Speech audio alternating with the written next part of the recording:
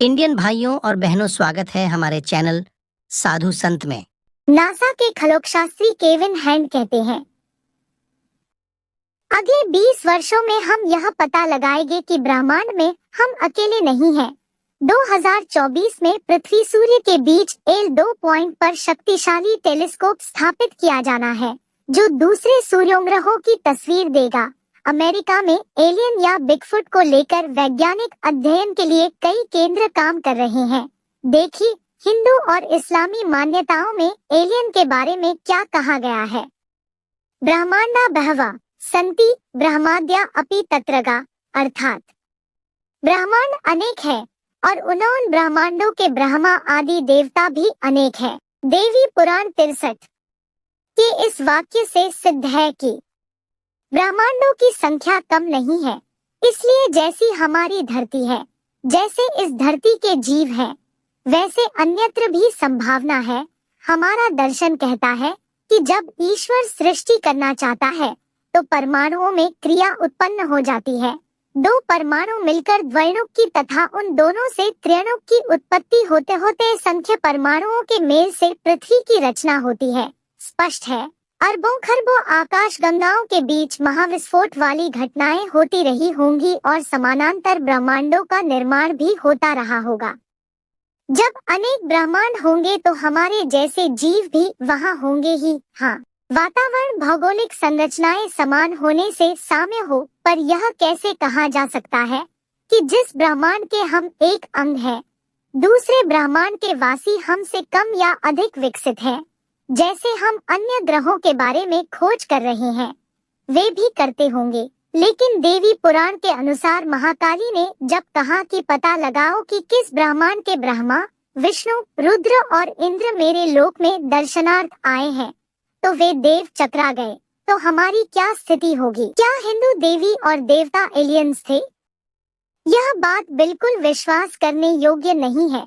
यदि history TV channel की aliens पर बनाई गई एक सीरीज पर विश्वास करें तो प्राचीन सभ्यताओं के देवता दरअसल एलियंस ही थे। चैनल के शोधकर्ता मानते हैं कि 10,000 ईसा पूर्व धरती पर एलियंस उतरे और उन्होंने पहले इंसानी कबीले के सरदारों को ज्ञान दिया और फिर बाद में उन्होंने राजाओं को अपना संदेशवाहक बनाया। इंसानों ने उन्हें अपना देवता, फरिश्ता माना और कुछ उन्हें आकाश देव कहते थे, क्योंकि वे आकाश से उतरे थे। लेकिन सच्चाई सिर्फ यही नहीं है। कुछ इंसान ऐसे भी थे जो उन्हें धरती को बिगाड़ने का दोषी मानते थे। इजिप्ट, मेसोपोटामिया, सुमेरियन, इनका, बेबीलोनिया, सिंधु घाटी, माया, मोहनजोदड़ो और दुनिया की तमाम सभ्यताओं के टेक्स्ट में लिखा है कि जल्दी ही लौट आएंगे हमारे आकाशदेव और फिर से वे धरती के मुखिया होंगे। हिस्ट्री चैनल की रिपोर्ट के मुताबिक प्राचीन सभ्यताओं के स्मारकों पर शोध करने वाले मशहूर लेखक एरिक वोन डेनिकेन की किताब चैरियट्स ऑफ गॉड्स ने दुनिया की सोच को बदल कर रख दिया। उनके अनुसार प्राचीन मिस्र के निवासियों के पास गीजा के पिरामिडों को बनाने की कोई तकनीक नहीं थी। मिस्र के निवासियों के पास गीजा में पिरामिड बनाने के लिए न तो औजार थे, न ही इन्हें बनाने का ज्ञान था।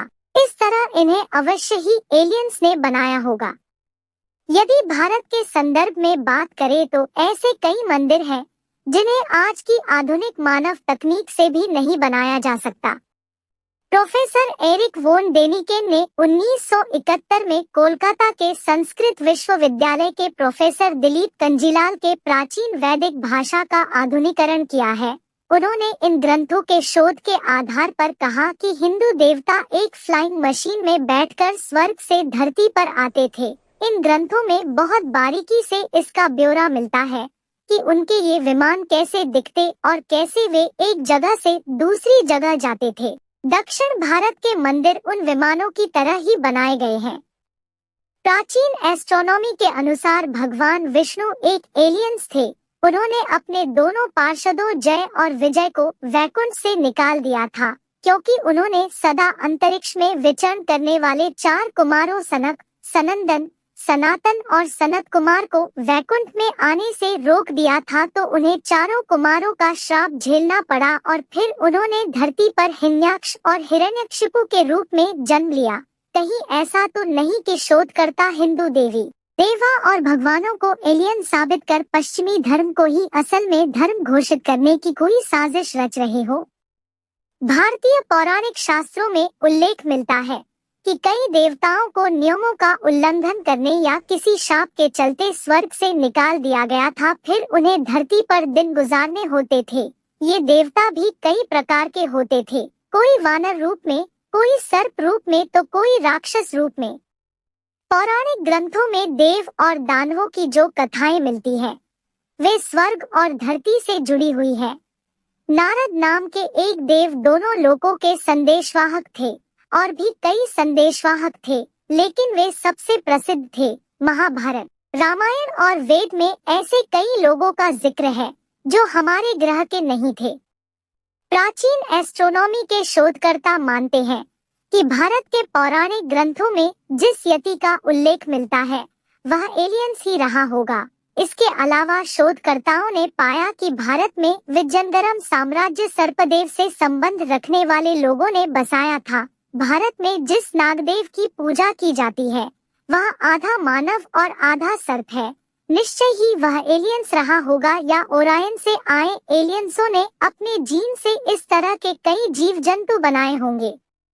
मानवों का रंग काला, गौरा और गेहुआ होता है, लेकिन नीले रंग के मानव नहीं होते। भगवान विष्णु और शिव को नीले रंग में क्यों चित्रित किया गया है? क्या एलियंस नीले रंग के होते थे? दरअसल पश्चिमी लोगों द्वारा हिंदू धर्म का गहराई से अध्ययन नहीं करने के कारण ही ऐसा माना जा रहे हैं कि वे किसी दूसरे ग्रह से आए लोग थे। आगे चलकर वे भगवान बुद्ध को भी एलियन घोषित करने से नहीं चुकेंगे। पौराणिक मान्यता अनुसार गुरु और शुक्र ग्रह पर पहले लोग रहते थे।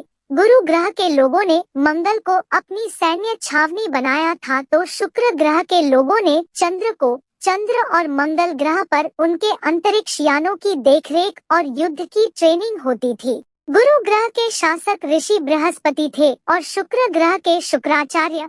आज देखा जाए तो कुछ धर्म ऐसे हैं जो शुक्र और चंद्र को अपने धर्म में महत्वपूर्ण स्थान देते हैं और कुछ में गुरु और मंगल का महत्वपूर्ण स्थान है। इस वीडियो को एक प्यारा सा लाइक जरूर कर दें और अपने मित्रों तक इस वीडियो को ज्यादा से ज्यादा शेयर करें ताकि उनको भी जानकारी मिल सके, और अपने भरोसेमंद चैनल को सब्सक्राइब जरूर करें और बेल आइकन को ऑल पर सेलेक्ट करना बिल्कुल भी ना भूलें। मिलते हैं किसी और नॉलेजवाल वीडियो के साथ। वीडियो को अंत तक देखने के लिए धन्यवाद।